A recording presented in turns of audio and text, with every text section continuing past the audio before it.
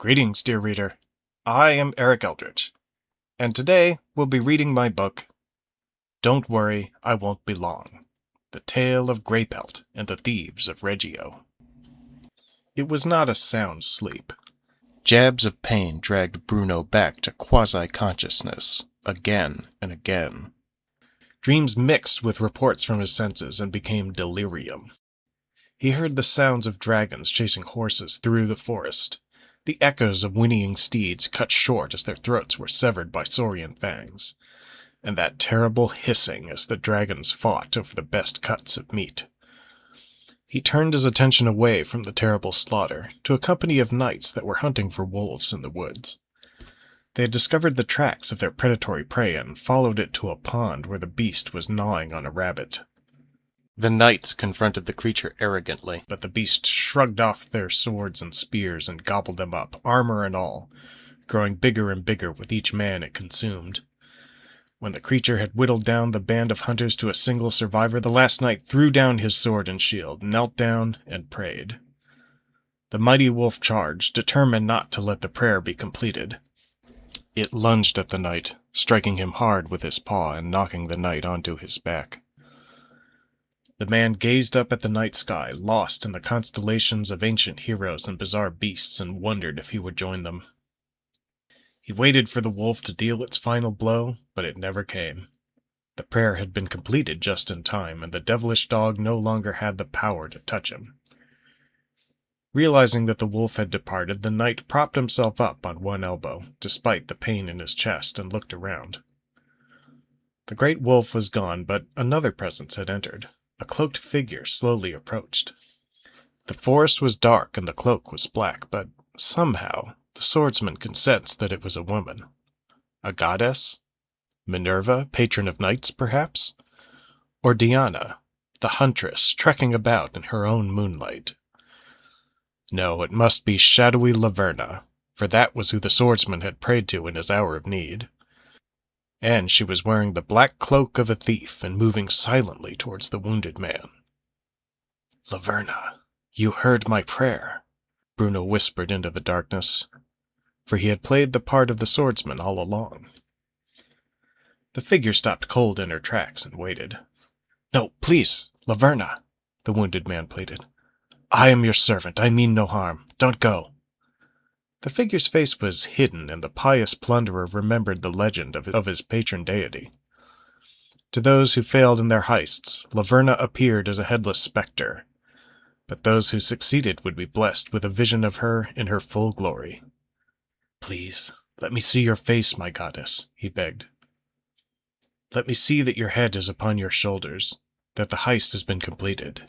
Did Marino and Andronikos make it back?" The cloaked woman hesitated for a moment, processing the gentle tone of the foreign words, and then continued her silent approach. As she drew closer, Bruno began to detect an unnerving uncanniness about her. She had the lean, muscular build of an athlete, perhaps even a warrior. Her skin was gray and hairy. As the stranger stepped out of the trees, the moonlight fell upon her face. It was not the face of a goddess, but the face of the wolf that had devoured his knightly comrades in his dream. Nocturnal eyes flashed in the shadows as they caught the glittering moonbeams, and the nightmarish picture was complete. Bruno realized far too late that the apparition before him was not a new actress in his theater of dreams, but the very real and very dangerous dog-headed Amazon. The thief bolted upright from the shock. He was about to reach for his sword and defend himself, but the pain in his chest and the memory of the previous encounter smashed his spirit. The cynocephalus mirrored Bruno's sudden movement with an action of her own, rapidly drawing her dirk and dashing for the man before he could rise and draw his sword. Bruno did not resist. There was no point. The grey devil was upon him like a flash. She held her blade to his neck and wrenched his own sword out of his scabbard. The thief waited for the merciful slash against his neck, but it never came. Instead, his opponent leapt off of him, raising his own sword against him and uttering a single, unexpected word. "Greek." It took the doomed man more than a moment to adjust to his potentially not doomed status and process the strange one-word question. "Greek," he replied. Me? No, I'm Calabrian. Greypelt rolled her eyes impatiently at the response. No, can you speak? Oh, a little, Bruno stammered in the requested language.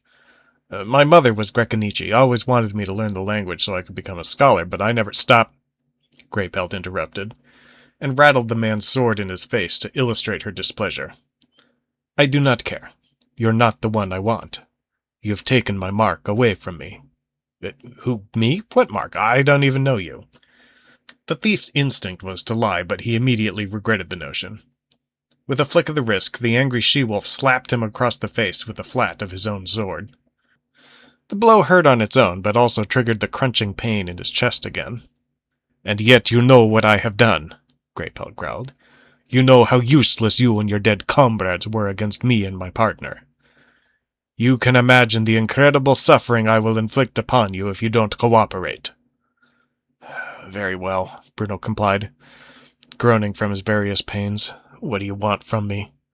Who are you people? What is the Penati to you? We are the Thief Guild of Reggio. Andronikos is one of us. Master Drudo sent us to save him. Drudo. Greypelt recalled the name from her first encounter with Andronikos. Your leader, I take it. Was he the one in armor? No, that's Ferrante, the second in command. Did he get away? He had the chance to run, but he chose to fight instead. It was a poor choice.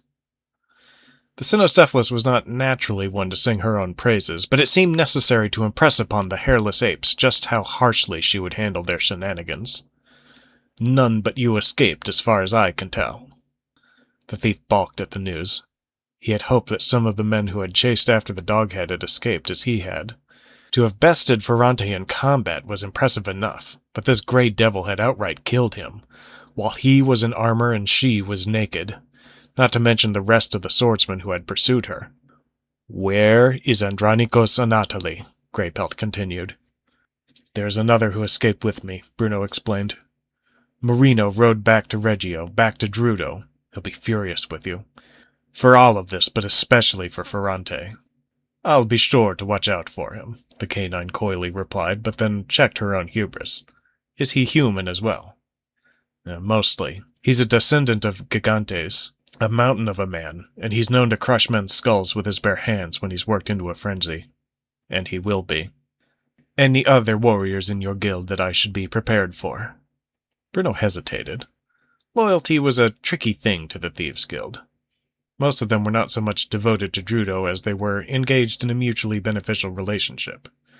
Bruno had already chosen survival over glory, but completely spilling his guild's strategic details to an enemy would surely brand him a traitor. He would have nowhere to go without them. The Cynocephalus noticed his hesitation and helped his decision-making along by poking his own sword into his shoulder socket. The sharp tip rested painfully against his skin, and the promise of what more it could do was loud and clear. You humans are quite expressive, Greypelt pointed out. It's fascinating to watch your flat faces squirm and wrinkle with every little emotion as you speak. Even more fascinating when a human spits lies from their mouth while their eyes completely betray that they are doing it. I've never understood why you humans don't seem to see these things for yourselves. Her voice shifted to a deadly growl. But rest assured, I can see when you are lying, and I am already very displeased with you for stealing away my mark. Bruno, a man steeped in the practice of dishonesty, couldn't help but think that this monologue might be one hell of a bluff. The doghead might be making up supernatural powers to scare him into confessing everything, but it also made a certain amount of sense. Being able to see what people were thinking, if that's what she was claiming, wasn't an outrageous skill. Bruno had met old gamblers who were damned good at guessing a bluff, and he was pretty sure the guild's chief of information had developed a similar ability. And this makeshift mind-reading could certainly account for some of her incredible battle prowess. He decided that it wasn't smart to outright lie, but a small truth might hide the whole truth. The best of us were all in the party that attacked you, the wounded man admitted. The devil dog's eyes narrowed and her ears folded back. Then who is left? She demanded. Bruno felt a slight twist from the sword stabbing into his shoulder and realized that it was safer to assume the wolf woman was not bluffing. 2 centaurs, a male and a female, both warriors. They fight with the Roncone. They're quite good. Maybe 3 or 4 more human soldiers were left in the hideout, if you can call them that. Our spy master is a Panati, and there are a few more long-ears in our ranks, and an Undine seductress, but they don't fight. Greypelt disengaged her sword and retreated into her own thoughts for a moment. In the abstract, she enjoyed a good fight, but preserving her own life and limb were always the primary goal. 2 centaurs and a Gigaskin would be stretching her martial ability, not to mention all the other thieves. The swordsman had attacked with brash bravado, when guile and deception could have won them the day. The thieves left alive would rely on exactly those tactics. Latifah could help, but her loving master didn't want to risk the reptilian's life either. Unfortunately, information was in short supply. With knowledge of her enemy, of their whims and weaknesses, Greypelt might be able to hatch a plan to retake her objective, the sniveling little Andronikos. But she had to admit she knew precisely nothing about Reggio and its thief guild. The wise wolf turned her gaze back to the wounded man. "Hand me the scabbard," the cynocephalus insisted. Bruno feared that this might be a sign that the inscrutable canine saw no more use in him and was about to dispose of him, but he had already resigned himself to death once, and there was no reason now to rescind his surrender. But to his surprise, the woman calmly sheathed his sword and tied up the peace straps. "Come," the strange stranger beckoned. "You have been useful. I shall repay you with a ride back to town. My wagon should be smooth enough that you can rest your injury on the way." Bruno blinked, dumbfounded at the devil dog's sudden display of hospitality. All of his thieving instincts told him to reject the offer of assistance from his enemy, but his fear and respect for the amazing Amazon compelled him to obey. He was completely at her mercy already. There was no reason for her to trick him into doing anything or going anywhere. And so, despite his instincts, he trusted her. "Sure, the name's Bruno, by the way," the thief provided. "And you are?" "Greypelt," she responded somewhat dismissively, as though the exchanging of introductions was an unnecessary foreign formality. Perhaps it was in the lands of cynocephaly, Bruno pondered. If they all had names like that, maybe they were just meant to guess each other's names, or maybe they just called each other by whatever seemed fitting. The cynocephalus led the swordsman back to the road where she had left her travel wagon. He was surprised to see his own horse tethered to the wagon and wondered if the beast had betrayed his position. As they drew nearer, Bruno noticed the large black shape lounging at the front of the vehicle. His blood froze as he recognized it. Latifah, for her part, only gazed curiously at her master's guest as she seemed to ponder the appropriate reaction. The reptile never remembered faces that she hadn't been commanded to, and didn't recognize the man as anything but another hairless ape. Greypelt offered her partner a gentle reassurance in Arabic and then turned back to reassure the human. "Her belly is already full," the beastmaster assured him. "She won't harm you as long as you're polite." "I only worry that I don't know proper dragon etiquette," Bruno quipped. He was returning to his boisterous self as the gravity of his situation seemed to subside.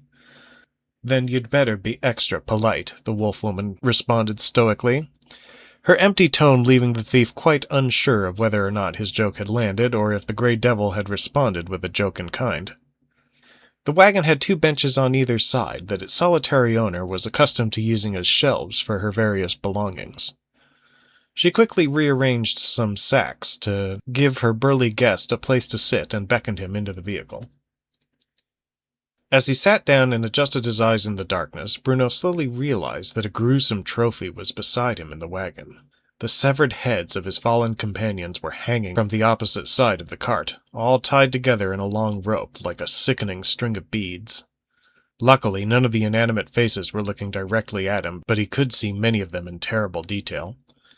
A few still bore the wounds that had ended them in battle, massive dents or shattered skulls from the impact of the mighty staff, or the marks of reptilian teeth and claws. Bruno scanned the stack and found Ferrante, his face still blue from the asphyxia that had finally claimed him, and wondered at what a fight he must have given. It all left him stunned. The swordsman was no stranger to violent death. After all, he was a professional fighter for the Thief Guild and had killed men himself. But the scale of the carnage was flabbergasting. The Grey Devil had felled more in one day than he had in his whole career. and then she had gutted them and hung them up to dry like a hunter's catch of rabbits, completely scrubbed of their humanity. Greypelt seated herself rather closely next to Bruto on the crowded bench. The sudden touch made the thief recoil. It was a strange feeling. Normally, the skirt-chasing swordsman would be only too happy to brush against such a fine specimen of the female form, but knowing what he knew of her turned his blood cold. He thought of how hypocritical it was that he often courted the barmaids at his favorite taverns, by boasting about his combat prowess, when now the doghead's miasma of death and destruction utterly repulsed him. Bruno could just imagine now how the girls would have reacted differently if he had come to them with the severed heads of the men he had bragged about killing. The sound of a dull thud on the floor of the wagon snapped the man out of his stupor. The cynocephalus had dumped the sword she had confiscated from Bruno onto a pile of identical weapons, the swords of his fellow thieves. Looking about the cart more thoroughly, he realized that she had collected every one of their weapons from the battlefield. Ferrante's armor, shield, and helmet were off to one side. There was even a pile of neatly folded clothing tied up with twine, probably just the choice pieces she had stripped from her victims that were undamaged and unstained. Beside that was a tiny bundle that must have been Ferrante's playing cards. The cunning deputy hadn't trusted the thieves to leave them alone in his absence and brought them along. Bruno had always entertained notions of swiping them himself, but now that they had a new owner, he didn't dare. "That's all that's left of them, eh?" Bruno muttered, not realizing that he had let his thoughts escape through his voice. "When random people attack you on the road, they typically have bounties on their heads already," Greypelt explained. It did not require any supernatural ability to sense the thief's preoccupation. "I thought they might be worth something, and I suspect it more strongly now that I hear they belong to a thief guild." Bruno wanted to be angry. He wished his blood were boiling for his slaughtered comrades, but instead it ran cold. He had no right to be angry. These two incredible creatures had beaten the thieves fair and square. Hell, it hadn't even been fair. The deck had been stacked in the thieves' favor. Whatever brutality they got from her, they had earned it. "I could almost thank them for their trouble," Greypelt continued sardonically. "Rare that so much loot falls into my lap like this. It might be worth as much as the bounty on the Penati." "Why not quit now and leave things even?" Bruno offered, hoping that he might convince her against attacking the rest of the guild. Greypelt scoffed at the thief's ignorance. "Reputation is everything to a bounty hunter. I have been trusted to return with Andronikos and Natalie. If I can't be trusted, I can't be hired. If I don't finish this job, I don't get a new job to replace it." "Can't be as bad as that," Bruno blurted, astonished that this creature of calamity felt such a mundane fear as income insecurity. "Surely someone with your skills doesn't worry about finding work." Before continuing the conversation, the canine commanded her crocodilian counterpart to start marching, with a sing-song voice that sounded completely out of place to the thief. The wolf-woman seemed too brutal to have made it, and the dragonic creature too fearful to respond to it. But nevertheless, the beast started off on the road back to Reggio. As promised, the wagon provided a much softer ride than the horseback had. "Skill is irrelevant. A bounty hunter does more than mindless killing," Greypelt patiently explained. "If someone sends me all the way to Reggio looking for their special little Penati, he isn't going to be satisfied if I bring back a heap of foreign swords instead. And then if he spreads the story that I can't tell the difference between a long ears and a lump of clothing, then who in their right mind would trust me to do their jobs for them?" Bruno almost chuckled at the thought, but stifled it, since it would surely hurt his broken rib, and he had no idea how laughter might affect his host. "I suppose that all makes sense," he mused. "Have you ever thought of being a thief or a bandit, though? We don't have to be quite so picky about how we earn our pay. Someone like you could walk away with half of Reggio in their pocket with the help of a good guild." Bruno didn't know how the doghead would take this, but it was his thieving instinct to build up rapport with enemies. "And I suppose you know of a good one," Greypelt responded with venom in her voice. "You'll excuse me if I don't see many prospects in your profession. As soon as a thief causes enough trouble to be worth a bounty hunter's fee, the nobles will hire someone like me to hunt them down like rabbits. I've seen plenty of thieves lose their hands or their necks for their way of life, and none who live to enjoy their profits in old age. You really think there's another bounty on here that could catch you? The thief was chilled by the very thought. There's always a better hunter. The canine killer's naturally steady monotone gave the statement a terrible gravity. She didn't want to give the human any reason to doubt her seemingly supernatural fighting ability, but the fact was that if they had prepared better, they could have easily had her that day. They had thought surprise would be in their favor, but they hadn't known the terrain around the ruins, or how to fight against ironwood staffs or ninky-nankas. Greypelt had been able to use their ignorance against them, and that ignorance would quickly erode the longer she stayed in Reggio. I take it you have seen little of my kind before, the Cynocephalus probed. I am hardly a runt, but nor am I the stuff of alphas. It would be an honor to meet my demise beneath the cudgels of my own kind, but that is not an honor I seek out. Huh, is that important to your culture, to be defeated by your own people? Bruno wondered. It is merely relative, the wolf-woman explained. Imagine the great shame I would feel if I were done in by one of you hairless apes. I doubt I'd be able to stay in my grave. The very thought of an undead doghead gave the thief a fright, and he silently prayed to the relevant gods to deliver all cynocephaly to a peaceful end. Perhaps such prayers were the reason for her success. Now it's my time to riposte, the Amazon announced. You are the one who should consider switching your career. I have already damaged your guild, and if they continue to defy me, I will destroy them completely. Her curt, matter-of-fact tone made her remarks all the more cutting. This was no boast, it was a statement of fact. You will have no shield to guard you, no burrow to scurry into when the people you steal from come looking for you. Thieving will get you crippled or killed. And I suppose you know of a bounty-hunting guild I should apply to, Bruno parried. Despite his fear and respect for the wolf-woman, it was still in his nature to be glib, and the pain in his chest was not advocating courtesy. Only if you can afford passage to Genova or Byzantium, was the answer. Bruno couldn't tell if she was responding glibly and kind, or if this was just her natural matter-of-fact personality. He did begin to think of what he would do if the Thief Guild disappeared.